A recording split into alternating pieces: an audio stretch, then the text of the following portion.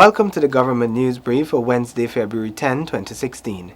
In the news, turnkey houses to be remodeled, young people to soon benefit from a youth investment fund, and the standard of healthcare is to be improved at all public health facilities.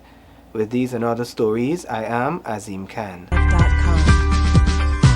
Thank you for staying with us. This is the Government News Brief. Young Guyanese will soon be able to tap into a special fund. This is one of the provisions of the 2016 national budget. More in this report. Youths under age 30 are slated to benefit from a special youth investment program which government will establish.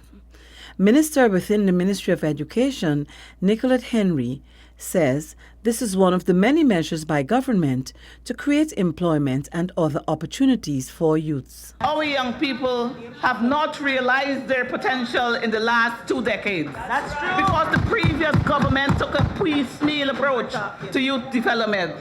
They lacked vision, had no youth policy, and no useful plan for youth development. Yes. Mr. Speaker, we in the APNU AFC government are rectifying this situation. Yes. Minister Henry noted that many youths lack the tools needed to develop themselves properly.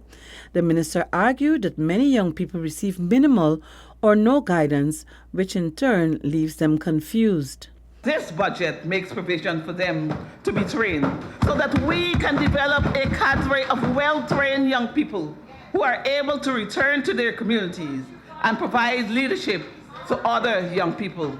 Mr. Speaker, this is a clear signal that the APNU AFC government not only cares about the youth, but is acting to bring our vision to reality. In addition, the sum of $90 million has been allotted in the 2016 budget for the rehabilitation of the College and Workshop and the Kurukuru Training Center.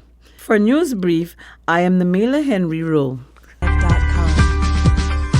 Following complaints that many of the turnkey and core homes that were given have structural defects, the government has decided to address the entire program so that recipients get value for money. More in this report. The new approach, among other things, will include a remodeled core house and turnkey homes based on the input of its stakeholders, the end users and the providers and developers of the housing programs. This initiative will be based on a consultative, participatory and competitive process, which will see private sector developers put forward their proposed solutions to a low to moderate income bracket. This will increase the range of options available to the Guyanese.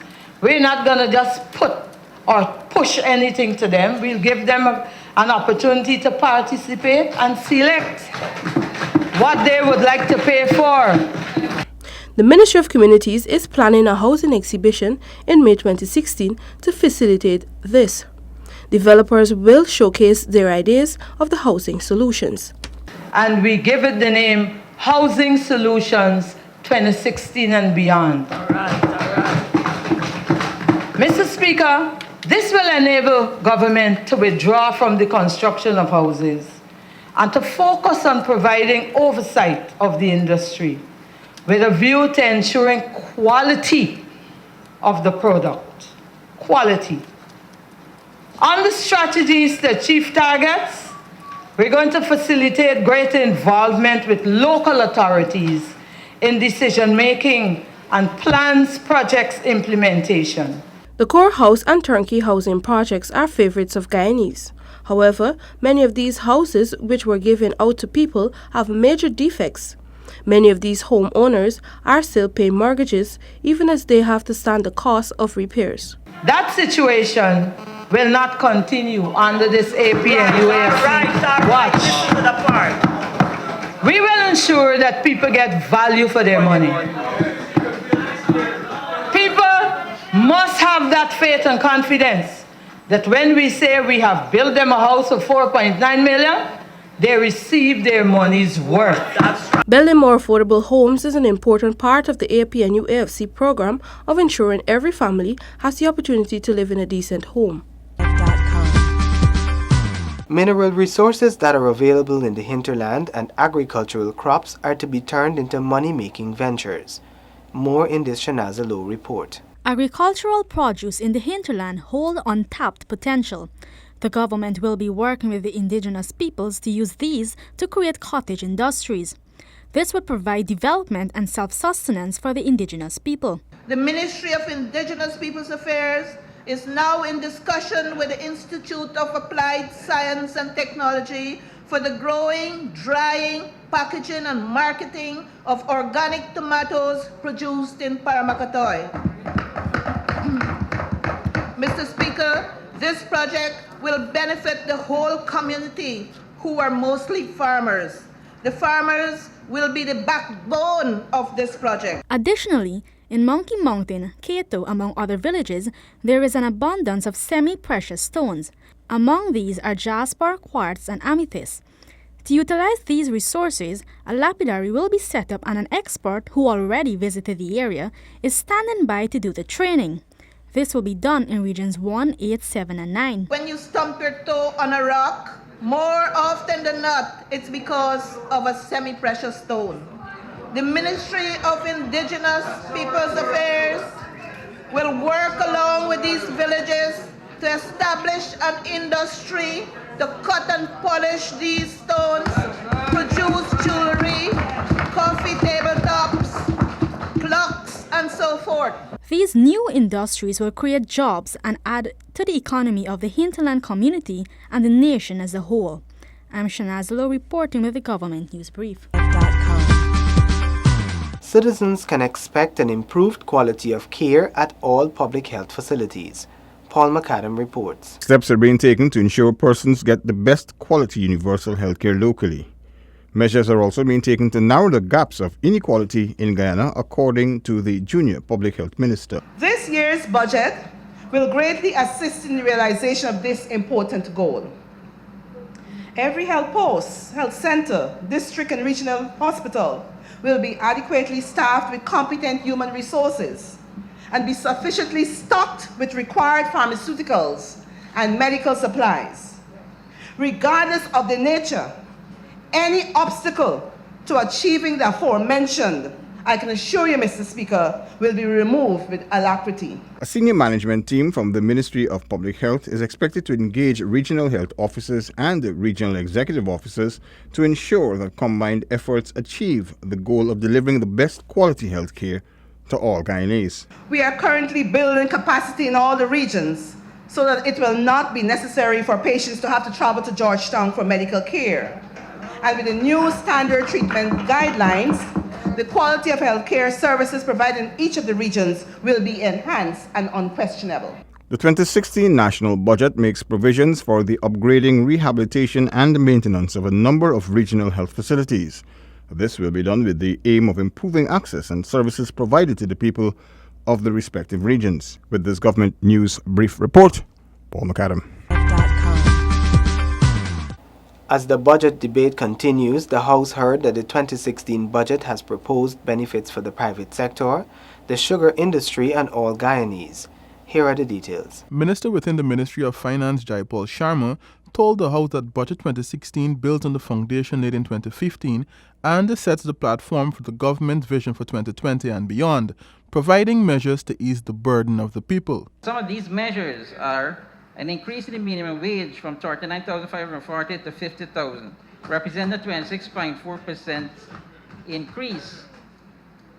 All public servants above the minimum wage receive a 5% increase plus a 5,000, allowing for greater increase in the lower income bracket.